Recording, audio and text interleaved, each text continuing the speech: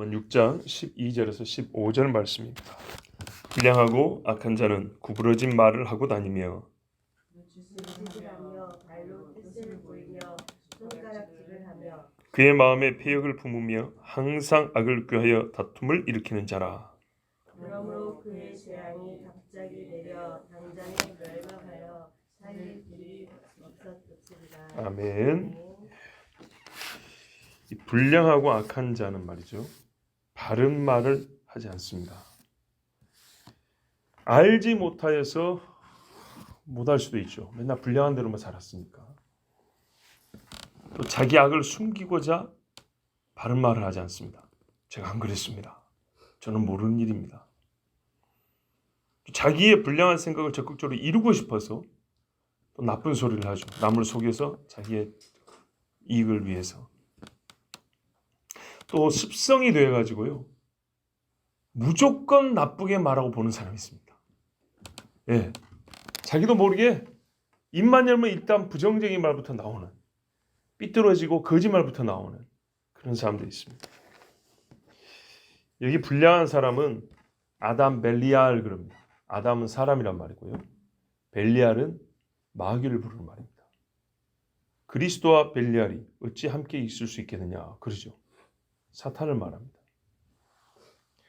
신약에서 이 벨리알은 분명히 마귀라고 합니다.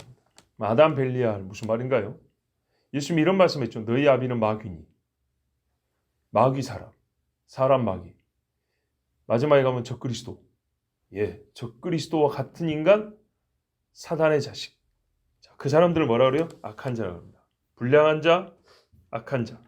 우리는 악한 자를 꾸미는 말로 불량하고 악한 이렇게 되는데 그게 아닙니다. 불량한 사람과 악인은 이렇게 되어 있습니다. 이제 많이 봐서 아시죠? 성경은 같은 뜻을 다른 표현으로 반복하여 특히 시가와 지혜서에는 그렇게 말씀하고 있더라고요.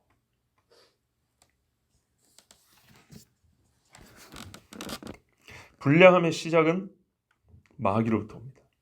모든 악인은 마귀와 함께 행하는 사람입니다. 그래서 아담 벨리알, 사람과 벨리알을 딱 붙여놨습니다. 불량자와 악한 자는 동일 인물입니다. 자, 여기서 알 수 있는 게 뭐냐? 마귀의 첫 번째 징표가 구부러진 말이라는 겁니다. 이 세상에서 마귀가 자기를 드러내야 나타날 때 첫 번째라는 게 말이었고 구부러진 말이었습니다. 그래서 마귀의 사람은요, 많이 볼 것 없습니다. 말 들으면 바로 합니다. 구부러진 말의 대표적인 예가 바로 진리를 왜곡함입니다. 마귀가 맨 처음에 한 게 그거죠. 진리를 왜곡합니다. 에덴에서 마귀가 한 짓, 거짓 선지자들 속에서 귀신의 영이 하는 말들을 떠올려보세요. 시편 52편 1절에 네가 선보다 악을 사랑하며 의를 말함보다 거짓을 사랑하는도다 그랬어요. 거짓을 사랑합니다. 선보다 악을 사랑합니다. 이 마귀입니다. 그래서 마귀의 사람들은 꼭 이런 성질이 어디서 처음 나타난다고요? 말에서 처음 나타납니다. 마귀가 말로 처음 한 것처럼. 그래서 마귀의 대표적인 행동은 뭐냐면 처음부터 거짓말한 자요, 살인한 자요. 거짓말로부터 죽이는데 이게 마귀 하는 일의 다입니다. 자, 우리가 여기서 한 가지 통찰을 얻을 수 있습니다. 성경에서는 입과 입이 하는 말, 이 말함에 대하여 여러 가지 우리에게 계시를 해주시는데요. 그래서 우리가 배울 수 있는 게 뭐냐면 가장 확실한 사실, 입과 말함에 대하여 가장 확실하게 성경 쪽에서 알 수 있는 사실, 입은 사람의 신체 중 무엇보다 앞서서 그 사람을 대표하는 기관이라는 겁니다. 그 사람의 됨됨이를 대표적으로 나타내는 것이 입이라는 얘기입니다. 성경을 전체를 봐보세요. 항상 그렇죠. 너 저주받은 입술이요. 이 바리새인들이 거짓말하니까 예수님이 회칠한 무덤이 그렇잖아요. 다 말입니다. 가룟 유다는 예수님과 거짓 입맞춤을 했습니다. 불량함과 악함이라는 속사람이 입으로 밝혀집니다. 사람의 말은 결코 그 자신을 숨기지 않습니다. 입이라는 게 묘합니다. 입은요, 거짓말을 하는데 거짓말할 줄 모릅니다. 무슨 말이냐? 이 사람이 거짓말하는 사람이라는 것을 꼭 드러내줍니다. 입은 반드시. 그래서 여러분, 입은 믿으셔도 됩니다. 입은 믿으셔도 돼요. 이 사람이 지금 거짓말하고 있다. 그러면 이 사람은 정말 착한 사람인데 이 지금 거짓말하는 줄 모르고 아주 순수하게 하는 말이 아니에요. 이건 진짜 거짓말로 하는 거예요. 그거를 입은 그대로 보여줍니다. 반드시 털어놓고 드러내고 맙니다. 죽기 전에 꼭 밝혀줍니다. 그래서 악인이 자기 표현의 수단으로 입을 쓰지만 반대로 말하면 다른 기관은 다 아니어도 손발은 묶여 있어도 말이죠. 입만은 하나님 편입니다. 어떤 의미에서 말씀한 것인지 아시겠죠? 입은 하나님 편입니다. 하나님께 이 사람이 누군지를 빼놓지 않고 말해줍니다. 그 사람을 판단할 수 있는, 이 사람이 누군지를 판단할 수 있는 것을 입이 다 풀어서 들려줍니다. 그래서 하나님이 입에서 들은 말만 가지고 증거 딱 삼으면 이 사람은 판단하고 정죄할 수 있어요. 내 말이 내 귀에 들린 대로, 네 말이 너를 정죄하나니. 참 재밌지요. 입이 한 말로 마지막 심판이 가능합니다. 악인은요, 구부러진 말만 하는 것으로 그치지 않습니다. 눈짓을 한답니다. 보통 눈짓은요, 은밀하게 대화할 때 합니다. 또는 간교하게 유혹할 때 하는 게 눈짓입니다. 그죠? 뒷거리하는 사람 이런 거 있죠. 또 우리 성경 표현하면 음녀가 윙크 딱 하잖아요. 그러면 나? 이러잖아요. 그런 것처럼 말이죠. 눈짓이라는 건 말이죠. 은밀하고 간교한 언어예요. 눈짓으로 뜻을 전달하기도 합니다. 우리도. 좋은 뜻으로도. 그죠? 소위 서프라이즈 할 때 누군가를 즐겁게 해주기 위하여 그 사람 모르게 소리가 들리니까 뒤로 우리끼리 이렇게 한단 말이죠. 근데 그게 아니고 여기서 눈짓 습관적으로 하는 사람이에요. 늘 눈으로 이렇게 말하는 사람들. 자주 눈으로 말하는 사람 치고 순수한 사람 있으면 데리고 와보세요. 없어요. 이런 사람은 절대로 친구하면 안 됩니다. 거짓이 많은 사람이에요. 남을 이롭게 한다기보다는 자기를 이롭게 하는 데 익숙한 사람이에요. 남이 해를 받든지 말든지. 눈짓으로 뜻을 전달하기를 즐겨하는 사람 중에 선한 사람이라고 부를 만한 사람은 들어본 적도 없고 제가 본 적도 없습니다. 어딘가 모르게 말 그대로 음흉합니다. 사람이. 평시에 우리가 눈짓을 잘 안 하지만 어쩌다 할 때 진짜 은밀한 일을 하는 것처럼 그 은밀한 일이 매일 있는 사람, 하루에도 10번씩 있는 사람, 어떻게 그런 사람들을 가까이 하고 의로운 사람이라고 부를 수 있을까요? 이것은 그 사람이 은밀한 일을 알고 있다는 것만이 아니라 보통 눈짓하면 자기가 그런 일을 만들고 있다는 얘기입니다. 그렇기 때문에 이런 사람들 가까이 하면 안 됩니다. 음료를 조심하시듯이. 시편 52편 3절에 내 혀가 심한 악을 꾀하여 날카로운 삭도같이 간사를 행하는도다. 혀가 삭도같이 간사를 행한다. 날카롭게 베이는 것처럼 이렇게 말을 하는 사람들. 눈을 새며시 뜨고 이렇게 말하는 사람들입니다. 자, 그 다음에 이제 발로 뜻을 보인다 그랬어요. 누가 발을 보면서 사람의 의도를 파악하는 경우 얼마 됩니까? 위를 보지. 아래를 보는 경우 없어요. 그런데 이 사람들은 발로 자기 의사를 전달한대요. 그 말은 무슨 말이에요? 내 뜻을 알고 싶으면 네가 내 눈을 보거나 내 입을 볼 것이 아니라 내 발을 봐라 이런 말이에요. 그렇죠? 상대를 절대 존대하는 표현이 아니죠. 자기를 높이는 겁니다. 상대를 무시하는 겁니다. 또 이것은 보통 발을 안 보기 때문에 눈에 띄지 않게 하는 눈짓하는 것하고 비슷한 겁니다. 네. 자, 눈짓하는 것과 손가락으로 가리켜 보이는 것 그 사이에 발이 있는데요. 이거는 양쪽의 측면이 반반이 섞여 있습니다. 은밀하며 하대하는 것. 이 발입니다. 만약에 발로 하는 게 공개적인 것일 경우 여러 사람이 있는데 어떤 한 사람을 지목하여 발로 지시할 경우에는 그 사람을 공개적으로 모욕하는 것입니다. 이런 사람들 가까이 하면 안 됩니다. 네 눈이 내 발보다 낫다. 내 발이 네 눈보다 높다. 이런 말이죠. 항상 발로 이렇게 저렇게 하는 거예요. 이런 경우 어디서 자주 볼 수 있는지 아십니까? 대표적으로 요즘은 아닐 것 같지만 옛날 군대입니다. 옛날 군대 잘 모르시죠? 저도 잘 모릅니다. 고참들이 막 들어오면 야야야 이런다고요. 이게 군대에서 선임이 후임, 소위 쫄다고 한다는 짓입니다. 요거를 일반 사회에서 늘상 하는 사람이라고 생각해 보세요. 그 마음에 무슨 선한 게 있겠습니까? 군대에서 그렇게 하면 자기가 지위가 있고 힘이 있다는 것을 안 해도 되는데 일부러 과시하는 겁니다. 자, 이런 사람들은요, 어떤 식으로 해야 자기를 높이고 상대를 낮출 수 있는지 방법을 잘 아는 사람입니다. 그런 쪽에 특출난 재주를 가진 사람들. 음료와 다를 바가 없습니다. 여러분, 적그리스도가 하나님 성전에 자기를 높여 자기를 하나님이라 하는가 그랬어요. 또 이런 사람들은 성의도 사랑도 없습니다. 그렇죠? 어찌 발을 씻어주는 것이 아니라 내 발로 남 눈 위에다 두는데 어떻게 다른 사람을 사랑하는 마음이 있을 수 있을까요? 자, 손가락으로 우리 번역에는 가르친다 되는데 이거는 가르친다, 가리킨다입니다. 이렇게 지시한다는 겁니다. 저거 이렇게. 누군가한테 지시할 때 의도적으로 불쾌한 자세를 취하는 겁니다. 말로 하면 되는데 일부러 이런다고요. 이거는 녹음으로는 알 수 없죠.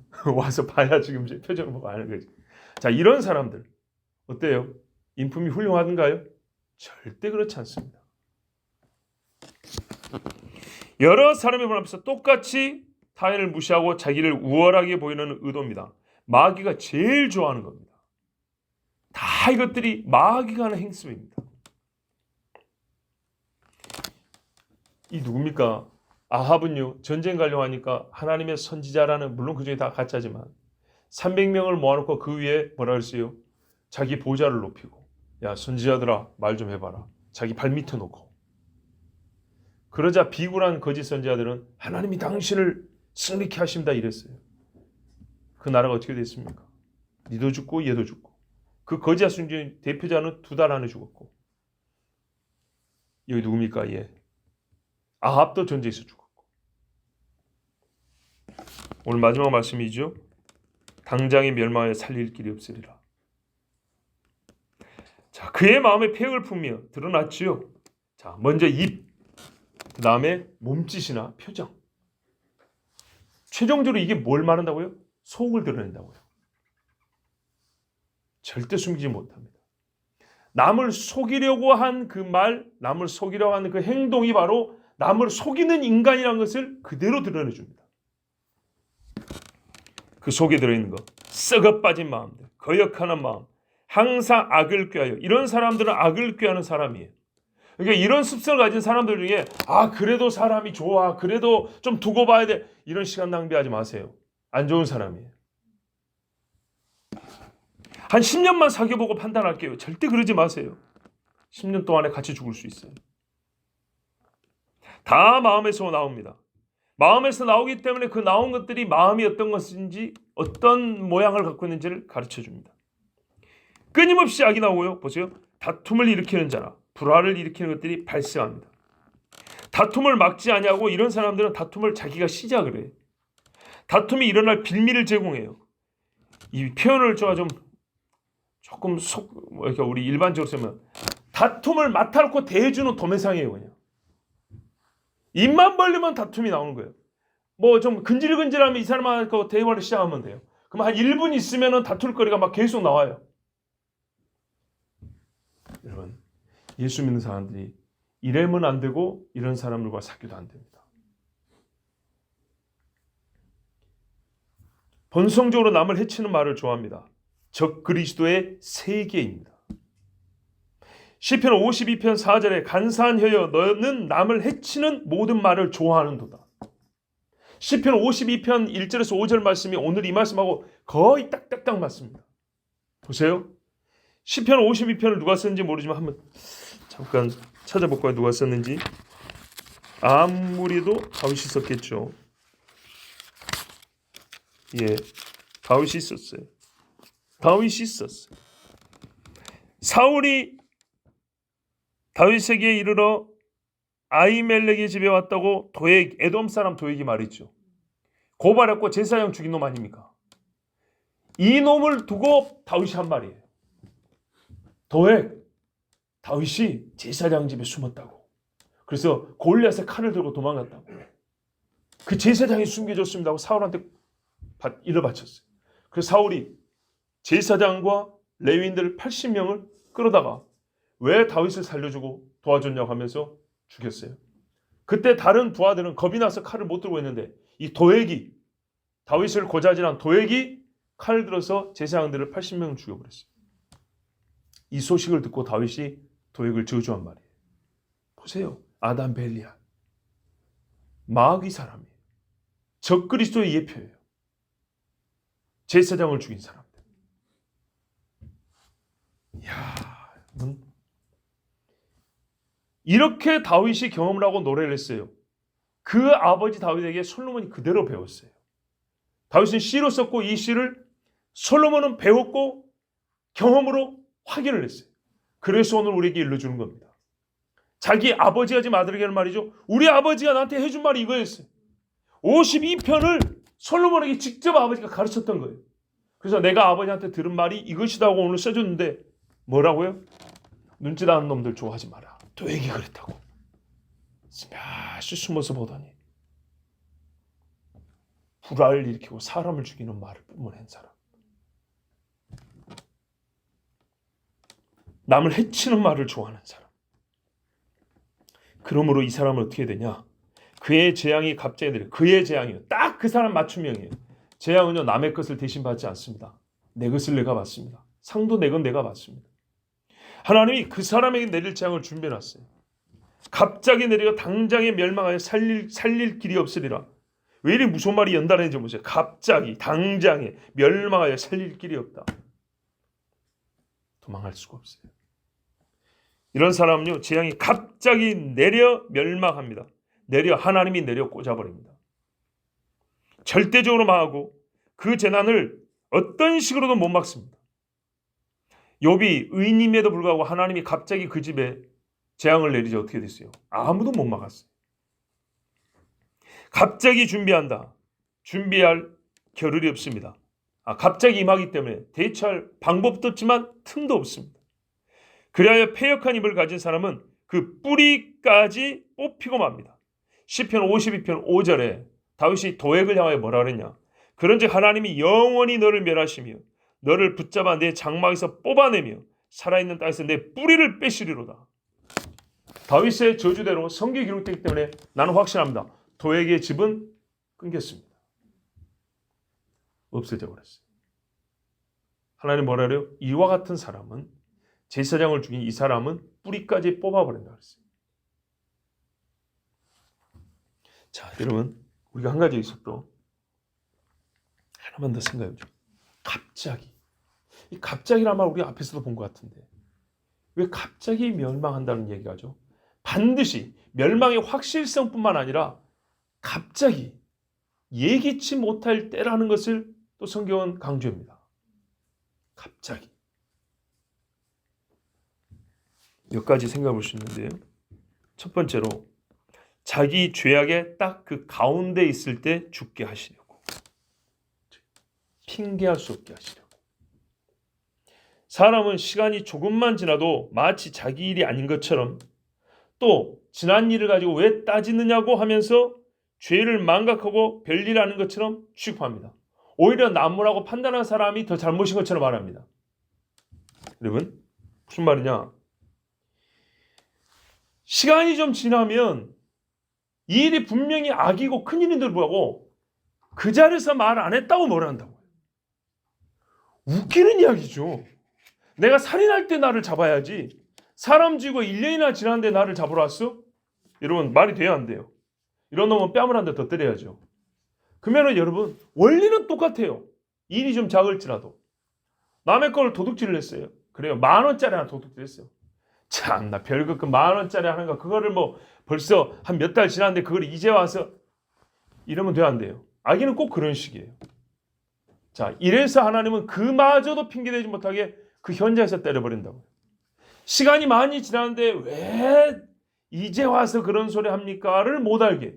죄 가운데 있을 때 사람이 자기가 죽을 줄 몰라요. 왜? 재밌거든요. 그거 누리느라고. 꼼지락꼼지락 만지고 있어요. 돈방새 이제 와 좋다 할 때 팍 쳐버리는 거예요. 그 죄의 증거를 갖고 있을 때. 죄 가운데 있을 때. 두 번째는요. 본문 말씀 그대로 살릴 길이 없게 하시려고.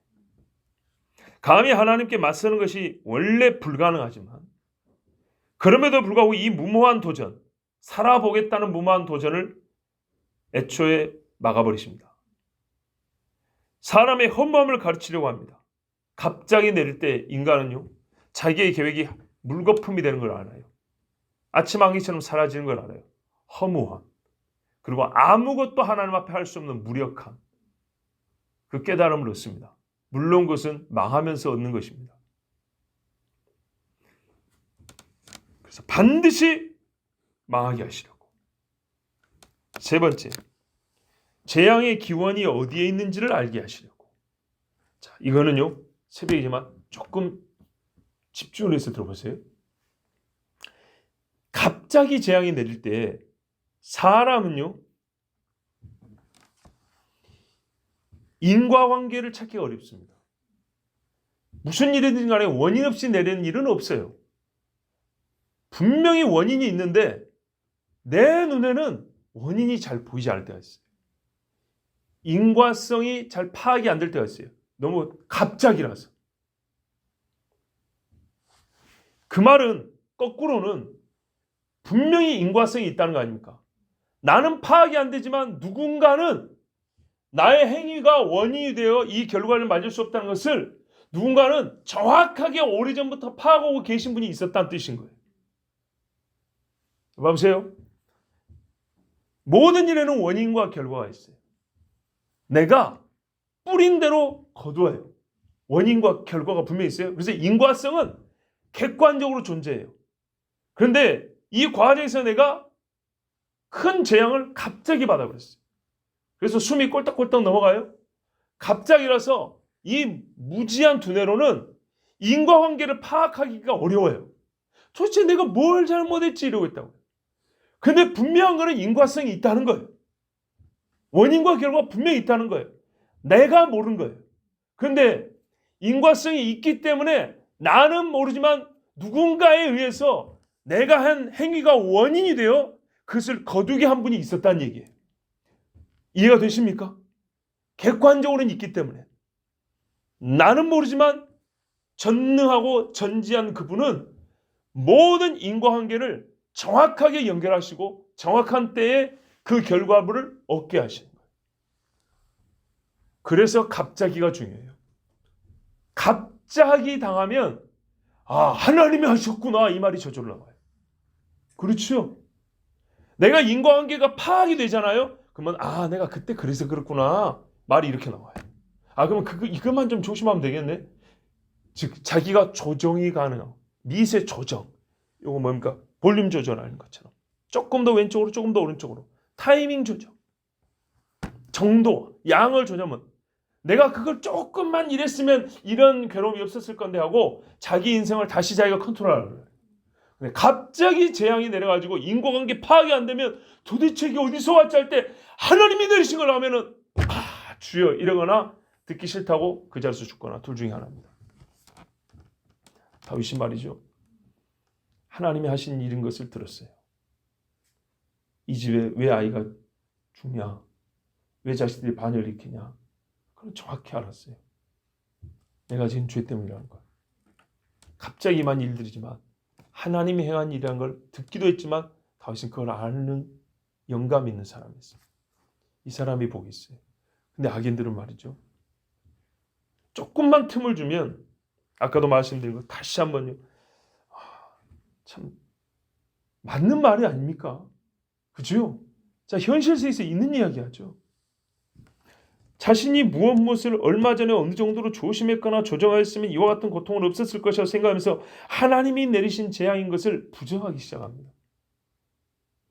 자기가 잘했다는 소리는 알지만 내가 조금만 부정한 것을 보충하면 앞으로는 이런 일이 없을 거라는 식으로 얘기합니다. 도박에서 집을 넘겨놓고도 그때 한 끝을 내가 조금 잘 맞췄으면 오히려 집을 얻는 건데 이러면서 그 다음에 도박판 가는 것처럼 이런 식이라고 해요. 여러분, 이래서 패역한 입을 가진 아기는 뿌리까지 뽑히고 맙니다. 이 사람들은요, 사람을 구해오는 일에 관여하지 않습니다. 의를 찾는 일에는 나서지 않습니다.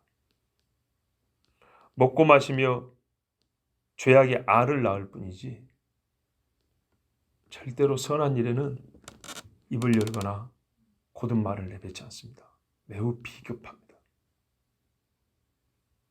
시편 52편 아까 읽은 말씀, 그런즉 하나님이 영원히 너를 멸하시며 너를 붙잡아 내 장마에서 뽑아내며 살아있는 땅에서 내 뿌리를 빼시리로다. 반드시 이렇게 됩니다. 그러므로 여러분, 지금은 우리가 누군지 모르는 그를 얘기했지만 나 자신을 보십시오. 내가 구부러진 말을 좋아하고 악을 꾀하기를 머릿속에 생각하는 것을 멈추지 않는 사람이라면 오늘 말씀, 시편 말씀 귀담아 들어야 합니다. 하나님이 갑자기 재앙을 내리는데 어느 정도로요? 뿌리를 뽑아버릴 정도입니다. 평안하다 아니라다 할 때 해산하는 여인에게 해산의 고통이 임함과 같이 주님 오신다고 그랬죠. 이때 악인들에게는요, 어떤 재앙인가 봐보세요. 그들에게는 최고의 재앙인 거죠. 최악이죠. 예수님 그때 말해요. 도적같이 온다고 그랬어요. 맞잖아요. 갑자기 재앙이 말이 그들을 뽑아버립니다. 그런데요, 아직 우리가 지금 말씀을 읽을 수 있고 들을 수 있지 않습니까? 그렇다면 아직 뽑지 않으셨다는 얘기죠. 뽑지 않으셨어요. 아직. 뽑아버린 사람은 들을 기회가 없습니다. 하나님께서 인자와 긍휼을 지금 베풀고 계신 중입니다. 이때를 지나치지 말고 내 악한 말과 구부러진 입술을 하나님 앞에 부끄러워하면서 자복하고 회개해야 합니다. 시편 52편 1절에 그래서 다윗이 이렇게 도액을 저주하지만 시작은 이런 말로 합니다. 포악한 자여, 네가 어찌하여 악한 계획을 스스로 잘하는가? 이 정도로 못된 사람이었어요. 내가 다윗을 아무도 못 잡았는데 내가 잡을 방법을 안다고. 근데요, 다윗이 말하면 하나님의 인자하심은 항상 있도다. 하나님이 나 다윗에게만 아니라 너 도액이 아직 살아있는 동안에 너도 지금 회개할 기회가 있다. 이렇게 말하면서 그렇지 않냐고 네가 계속 패역한 마음과 다툼을 일으키는 마음으로 살아가면 뿌리까지 뽑아내버린다. 이렇게 말했습니다. 하나님의 첫 번째 말씀이 뭐라고요? 여호와의 인자하심이 지금 너에게 있다. 항상 있다. 그러니까는 네가 지금 하나님께로 돌아오라는 겁니다. 자, 여러분, 다윗이 도액에 대하여 이렇게 말한 것처럼 본인도 나단이 와서 여호와의 인자하심이 왕에게 있습니다 할 때 다윗은 눈물을 흘렸습니다. 제가 요즘에 살지는 못하지만 성경을 몇십 년 읽으면서 참 읽은 부분을 또 읽고 하지 않았겠습니까? 그러면서 깨닫는 마음이 있습니다. 금요일, 내일 밤에 전할 말씀의 주제인데요. 하나님 철저하시다. 세상에 우리가 사람들 꼼꼼하다. 뭐라고 해도 철두철미하다 이런 말이 있잖아요. 하나님이 사람을 구하기 위해서 하신 일은 얼마나 철저하시고 우리에게 은혜를 받게 하시려고 정말 안 받아 하는 사람도 그가 끝내 안 받을지언정 받게 하시려고 태어나면서부터 죽을 때까지 얼마나 철저하게 준비를 해놓고 계시는가. 성경 한번 봐보세요. 한 사람도, 여러분, 우리가 다윗 하니까 다윗 시대에 다윗 혼자 살았습니까? 셀 수 없는 많은 사람들이 살았어요. 다윗과 함께한 수많은 사람들이 있었어요. 그 사람들 한 사람 한 사람이 다윗 당시의 제사장, 다윗 당시의 나팔수, 다윗 당시의 문지기, 다윗 당시의 목동들 한 사람 한 사람이 다윗과 같이 하나님의 은혜 그 인자를 경험할 수 있도록 얼마나 우리는 하나님이 1초를 잊을 때가 있어도 하나님이 1초도 잊지 아니하시고 그가 전쟁이 시작할 때부터 마지막 죽을 때까지 철두철미하게 꽉꽉 채워서 은혜를 준비해놨어요. 그런데 이런 악인들은 말이죠. 그를 100% 부정하고 거부한 사람. 그 죄를 어떻게 할까? 정말 어떻게 할까? 그런데 놀라운 은혜가 뭐냐면 99.9% 거부하다가 마지막 0.1%를 아멘하고 죽으면 하나님이 받았다고 인정을 해준다는 거예요. 그러니까 우리가 하나님 앞에 할 말이 없어요. 죄가 많아서도 할 말이 없고 하나님 은혜가 너무 커서도 할 말이 없는 거예요. 우리는 할 말 없는 죄인들이고 용서받은 죄인들이고